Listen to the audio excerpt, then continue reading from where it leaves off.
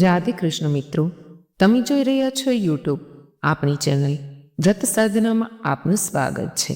મિત્રો, મહાશિવરાત્રિના દિવસે શિવભક્તો વ્રત રાખે છે, પરંતુ આ દિવસે વ્રત રાખવા ઉપરાંત વિધિવત પૂજા અર્ચના કરવાની સાથે કથા સાંભળવાનું પણ વિધાન છે. શિવજીની આ કથા વગર વ્રત અધૂરું છે. મહાશિવરાત્રિને ભગવાન શિવની આરાધનાનો સૌથી મોટો તહેવાર માનવામાં આવે છે. આજે દેશભરમાં લોકો શિવના નામનો જપ કરી રહ્યા છે. શાસ્ત્રો અનુસાર આ દિવસે ભગવાન શિવ અને માતા પાર્વતીના લગ્ન થયા હતા. આ કારણે આ દિવસે ભગવાન શિવ અને માતા પાર્વતીની પૂજા કરવાની સાથે વ્રત રાખવાની પરંપરા છે. ફાગણ માસની મહાશિવરાત્રિ પર ભગવાન શિવની પૂજા કરવાથી દરેક પ્રકારના પાપોમાંથી મુક્તિ મળે છે અને સુખ સમૃદ્ધિની પ્રાપ્તિ થાય છે. મહાશિવરાત્રિનો તહેવાર શિવ અને શક્તિના મિલનનો દિવસ છે. આ દિવસે શિવ પાર્વતીના લગ્ન થયા હતા. શિવરાત્રિ ભલે દરેક મહિનામાં આવે છે, પરંતુ આ મહિનાની મહાશિવરાત્રિ ભગવાન શિવની પૂજા માટે ખૂબ જ મહત્વપૂર્ણ માનવામાં આવે છે. એવું કહેવામાં આવે છે કે આ દિવસે ભગવાન શિવની પૂજા અને ઉપવાસ કરવાથી બધી મનોકામનાઓ પૂર્ણ થાય છે અને જીવનની દરેક સમસ્યામાંથી મુક્તિ મળે છે. પંચાંગ અનુસાર વર્ષ 2025માં મહા મહિનાની કૃષ્ણ પક્ષની ચતુર્દશી તિથિએ મહાશિવરાત્રિનો તહેવાર ઉજવવામાં આવે છે. મહા મહિનાના કૃષ્ણ પક્ષની ચતુર્દશી તિથિ 26 ફેબ્રુઆરીના રોજ સવારે 11 વાગ્યે અને 8 મિનિટે શરૂ થશે અને બીજા દિવસે એટલે કે 27મી ફેબ્રુઆરીએ સવારે 8 વાગ્યે અને 54 મિનિટે સમાપ્ત થશે. મિત્રો, મહાશિવરાત્રિની પૂજામાં શું શું સામગ્રી જોઈએ છે એના વિશે જાણીએ. ફૂલ, બેલપત્ર, ધતુરા, ભાંગ, ભસ્મ, બોર, આંબાનો મોર, જવની બાલી, મંદારના ફૂલ, ગાયનું દૂધ, દહીં, શુદ્ધ દેશી ઘી, શેરડીનો રસ, મધ, ગંગાજળ, 5 પ્રકારના ફળો, 5 સૂકા ફળો, પંચામૃત, અત્તર, કંકુ, નાળાસળી, જનોઈ, 5 મીઠાઈઓ, કપૂર, ધૂપ, દીપ, રૂ, ચંદન, ભગવાન શિવ અને માતા પાર્વતીના શૃંગારની સામગ્રી, વસ્ત્રો, ઝવેરાત, રત્નો, દક્ષિણા, આસન, પૂજાના વાસણો વગેરે. મહાશિવરાત્રિની પૂજા વિધિ વિશે જાણીએ મિત્રો. તો મહાશિવરાત્રિના દિવસે ચારેય પ્રહરમાં ભગવાન શિવની પૂજા કરવામાં આવે છે. શિવલિંગના જલ અભિષેક સિવાય આ દિવસે રુદ્ર અભિષેક કરવો શુભ સાબિત થઈ શકે છે. મહાશિવરાત્રિના દિવસે સૂર્યોદય પહેલાં જાગી જવું અને બધા કામ પતાવીને પછી સ્નાન કરવું. આ પછી સ્વસ્થ વસ્ત્રો પહેરવા અને વ્રતની પ્રતિજ્ઞા લેવી. આ પછી ભગવાન શિવના મંત્રોનો જાપ કરતા રહેવું. હવે શિવલિંગની પૂજા પણ કરવી.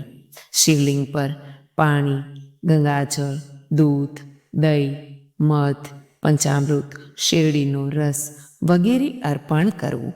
શિવલિંગ પર ભસ્મ, સફેદ ચંદન, બેલપત્ર, ધતુરા, આંકડાનું ફૂલ, બોર વગેરે અર્પણ કરવા.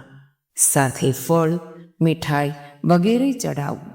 ત્યારબાદ ઘીનો દીવો અને ધૂપ પ્રગટાવવું અને આરતી, ચાલીસા, શિવસ્તુતિ અને મંત્રનો જાપ કરવું. છેલ્લે કંઈ પણ ભૂલ થઈ હોય એના માટે ભગવાન ભોળાનાથ અને માતા પાર્વતીની માફી માંગવી. મિત્રો, આની સાથે હવે આપણે રુદ્ર અભિષેકનું મહત્વ પણ જાણીએ. રુદ્ર અભિષેક કરવાથી વ્યક્તિને દરેક પ્રકારના દુઃખમાંથી મુક્તિ મળે છે.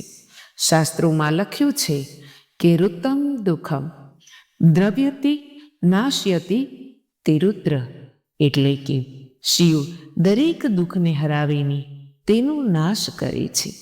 આ ઉપરાંત સર્વદેવકો રુદ્ર સર્વેદેવ શિવાતિકાહ એટલે કે રુદ્ર તમામ દેવોના આત્મામાં વિદ્યમાન છે અને તમામ દેવતાઓ રુદ્ર સાથે સંબંધિત છે.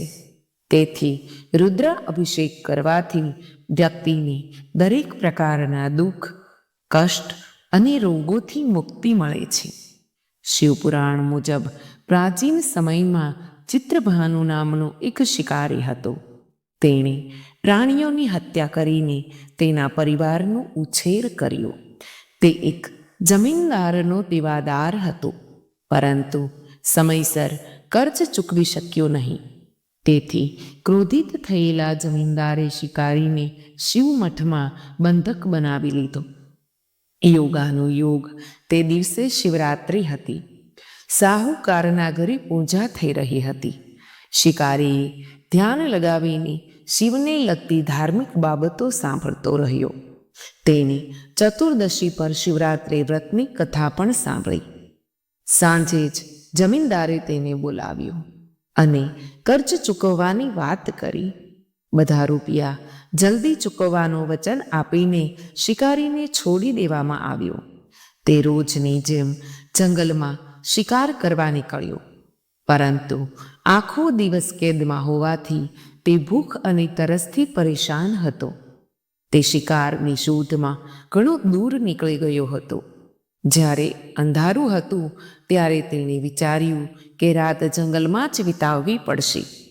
જંગલ તળાવની બાજુમાં બેલીપત્રના ઝાડ પર ચડી ગયો અને રાત પસાર થવાની રાહ જોતો રહ્યો. બિલ્વ વૃક્ષ નીચે શિવલિંગ હતું, જે બિલ્વપત્રોથી ઢંકાયેલું હતું. શિકારીને તેની જાણ ન હતી. આરામદાયક સ્થાન બનાવતી વખતે તેણે જે ડાળખી તોડી તેના પરથી સંજોગવત બેલીપત્રના પાન શિવજી પર પડતા રહ્યા. આ રીતે તે આખો દિવસ ભૂખ્યો અને તરસ્યો ઉપવાસ પર રહ્યો અને બીલીપત્રો પણ શિવલિંગ પર ચઢાવતો ગયો. રાત્રે 1 વાગ્યે એક સગર્ભા હરણી તળાવ પર પાણી પીવા માટે આવી હતી. અવાજ સાંભળતા જ શિકારીએ ધનુષ પર એક તીર ખેંચ્યો. આ જોતા જ હરણીએ કહ્યું કે હું ગર્ભવતી છું. તમે એક સાથે 2 જીવોને મારી નાખશો, જે યોગ્ય નથી. હું બાળકને જન્મ આપીશ અને ટૂંક સમયમાં તમારી સમક્ષ હાજર થઈશ. પછી તમે મને મારી નાખજો. શિકારીએ બાણ ઢીલું કર્યું અને હરણીને જવા દીધી. હરણી જંગલમાં ગાયબ થઈ ગઈ. બાણ ચઢાવતા અને ઉતારતા થોડા બીલીપત્રો ફરી શિવલિંગ પર પડ્યા. આ રીતે પ્રથમ પ્રહરની યનાઆસે પૂજા શિકારી દ્વારા થઈ ગઈ. ત્યારે એક અન્ય હિરણી પોતાના બાળક સાથે ત્યાંથી નીકળી. શિકારીએ આ સોનેરી તક હતી એમ જાણીને તેણે ધનુષ પર તીર ચડાવ્યું, અને જેવો તે તીર ચોડવાનો જ હતો કે તે હરણી બોલી કે હે શિકારી, મેં આ બાળકોને તેના પિતાના હવાલે કરીને પરત આવીશ, તો હાલ મને ન મારીશ. શિકારી હસ્યો અને બોલ્યો, સામે આવેલો શિકાર હું છોડી દઉં એટલો મૂર્ખ નથી. આ પહેલાં મેં 2 વાર મારો શિકાર ગુમાવી દીધો છે. મારા બાળકો ભૂખ તરસથી વ્યાકુળ હશે. તો હરણી બોલી, જેવી રીતે તને તારા બાળકો પ્રત્યે પ્રેમ સતાવી રહ્યો છે, તેવી જ રીતે મને પણ સતાવે છે. શિકારી, મારો વિશ્વાસ કર. હું તેમને તેમના પિતા પાસે છોડીને તરત જ પરત ફરીશ. આ મારું વચન છે. હરણીનો નમ્ર અવાજ સાંભળીને શિકારીએ તેના પર દયા ખાધી. તેણે તે હરણીને પણ જવા દીધી. શિકારી શિકારના અભાવમાં ભૂખ અને તરસથી વ્યાકુળ હતો.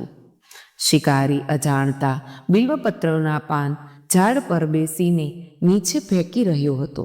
સવાર થતાં જ એક હૃષ્ટપુષ્ટ હરણ તે રસ્તે આવ્યો. શિકારીએ વિચાર્યું કે તે આનો શિકાર તો કરીને જ રહેશે. શિકારીએ જેવું બાણ ચઢાવ્યું કે હરણે વિનંતી કરી, હે શિકારી, જો તે મારા પહેલાં આવેલા 3 હરણ અને નાના બાળકોને મારી નાખ્યા છે, તો મને પણ વગર વિલંબે મારી નાખ. જેથી મને તેમના વિયોગનું એક ક્ષણ પણ દુઃખ સહન ન કરવું પડે. હું તે હરણીઓનો પતિ છું. જો તે તેમને જીવનદાન આપ્યું છે તો મને પણ આ ક્ષણે જવા દે. હું તેમને મળીને તરત જ તારી સામે હાજર થઈશ. હરણની વાત સાંભળીને શિકારી સામે આખી રાતનું ઘટના ચક્ર આવી ગયું. તેણે બધી કથા હરણને સંભળાવી. ત્યારે હરણે કહ્યું, મારી 3 પત્નીઓ જે રીતે વચન આપીને ગઈ છે, મારા મૃત્યુથી પોતાના ધર્મનું પાલન નહીં કરી શકે. તેથી જેવી રીતે તે તેમને વિશ્વાસપાત્ર સમજીને છોડ્યા, એ જ રીતે મને પણ જવા દે. હું તે બધા સાથે જલ્દી જ તારી સામે હાજર થઈશ. શિકારીએ તેમને પણ જવા દીધો. આ રીતે સવાર થઈ ગઈ. ઉપવાસ, રાત્રિ જાગરણ અને શિવલિંગ પર બેલપત્ર ચડાવવાથી અજાણતા જ શિકારી દ્વારા શિવરાત્રિની પૂજા પૂરી થઈ ગઈ. પણ અજાણતા કરેલા પૂજાનું પરિણામ તેની તરત જ મળ્યું. શિકારીનું હિંસક હૃદય કોમળ થઈ ગયું. તેમાં ભગવત શક્તિનો વાસ થઈ ગયો. થોડી વારમાં જ તે હરણ પરિવાર સહિત શિકારી સામે હાજર થઈ ગયું, જેથી તે તેમનો શિકાર કરી શકે. પરંતુ જંગલી પશુઓની સત્યતા, સાત્વિકતા અને સામૂહિક પ્રેમ ભાવના જોઈને શિકારીને ખૂબ પસ્તાવો થયો. તેણે હરણના પરિવારને જીવનદાન આપ્યું. અજાણતા જ શિવરાત્રિના વ્રતનું પાલન કરવાથી શિકારીને મોક્ષની પ્રાપ્તિ થઈ. જ્યારે મૃત્યુકાળમાં યમદૂત તેનો જીવ લેવા આવ્યો તો શિવગણોએ તેમને પરત મોકલી દીધો અને શિકારીને શિવલોકમાં લઈ ગયા. શિવજીની કૃપાથી જ પોતાના આ જન્મમાં રાજા ચિત્રભાનુ પોતાના પાછલા જન્મને યાદ રાખી શક્યા અને મહાશિવરાત્રિનું મહત્વ જાણીને તેનું આગલા જન્મમાં પણ પાલન કરી શક્યા હતા. મિત્રો, આ હતી મહાશિવરાત્રિની વ્રત કથા. મિત્રો, આશા રાખું છું કે તમને આ વિડીયો અવશ્ય પસંદ આવ્યો હશે. મિત્રો, જો આપને આ વિડીયો પસંદ આવ્યો હોય તો લાઈક કરજો, શેર કરજો. જો આપ આ ચેનલને પહેલીવાર જોઈ રહ્યા છો તો સબસ્ક્રાઈબ કરી લેજો અને બેલ આઇકોન પર ક્લિક કરવાનું ભૂલતા નહીં મિત્રો, એટલે આવનાર નવા વિડીયોની માહિતી આપ સુધી તુરંત પહોંચી શકે. ધન્યવાદ.